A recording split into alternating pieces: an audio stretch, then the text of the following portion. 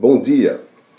Neste segmento, vamos iniciar um novo módulo que se chama Como realizar uma pesquisa empírica.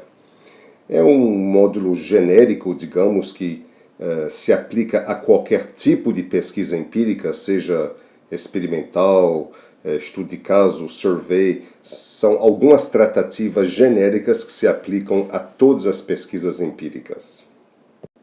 Então, quais são os objetivos de aprendizagem? O que eu gostaria que você fosse capaz de fazer no final do módulo? Eu gostaria que você pudesse ler um artigo científico e identificar o que eu chamo de business problem. O business problem é o problema do ponto de vista de quem quer que o problema seja resolvido, do usuário final, de quem vai se beneficiar. Quem vai se beneficiar de uma pesquisa está com algum problema, está com alguma deficiência de conhecimento, por exemplo, e isso que eu chamo de business problem. Por exemplo, você pode ter uma empresa cujo business problem seria, digamos, eu não sei como escolher um processo de desenvolvimento de software. Isso é meu problema de negócio. Por exemplo, para resolver um business problem, nós vamos tipicamente ter que fazer uma série de pesquisas para identificar o que eu chamo de technical problems ou research questions.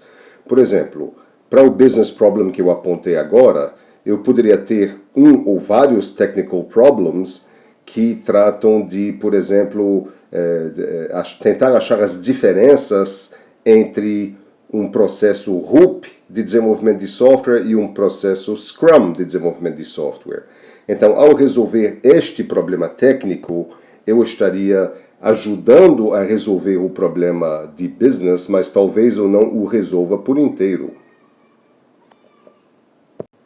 Então, o technical problem é o problema do ponto de vista do pesquisador. É o pesquisador que está agora com um determinado problema a resolver, que ajudará a resolver o business problem de interesse. Em seguida, você deve ser capaz de ler um artigo científico e identificar como o trabalho se relaciona com outros trabalhos relacionados. O que o trabalho acrescenta? A gente chama isso tipicamente da seção de related work. Você tem que ser capaz de identificar isso dentro de um artigo científico. Depois, como existem vários tipos de pesquisas empíricas, eu gostaria que você fosse capaz de ler um artigo científico e no final dizer: este artigo usou tal tipo de pesquisa, foi um experimento, foi um estudo de caso, exploratório, foi um survey e assim por diante. Em seguida, você deveria ter condição de escolher, não é mais identificar dos outros, mas escolher para seu research question qual seria o melhor tipo de pesquisa empírica a usar. Seria melhor um experimento ou outro tipo? É uma questão agora de você escolher o tipo adequado para o seu trabalho.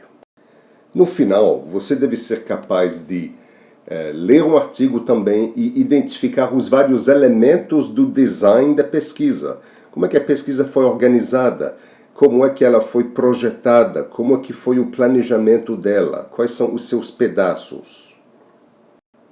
E nosso último objetivo de aprendizagem é o de conseguir identificar e criticar as técnicas que são usadas no artigo, principalmente as técnicas usadas para analisar os dados. Tem muitos erros frequentemente cometidos aqui. Você deve ser capaz de, principalmente, identificar as técnicas de análise e criticar, talvez, também em função dos outros módulos que você já deve ter feito nesta disciplina.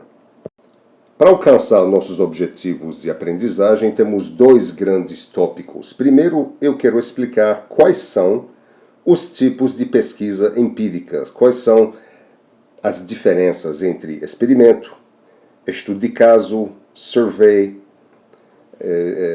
e em que caso seria melhor usar cada um deles. E depois eu quero criar um framework genérico que descreve as etapas de uma pesquisa empírica, qualquer que seja o seu tipo. Tem algumas coisas em comum entre as formas, as etapas que a gente deve usar para fazer uma pesquisa empírica, e nós vamos, portanto, descrever essas etapas aqui. Muito obrigado.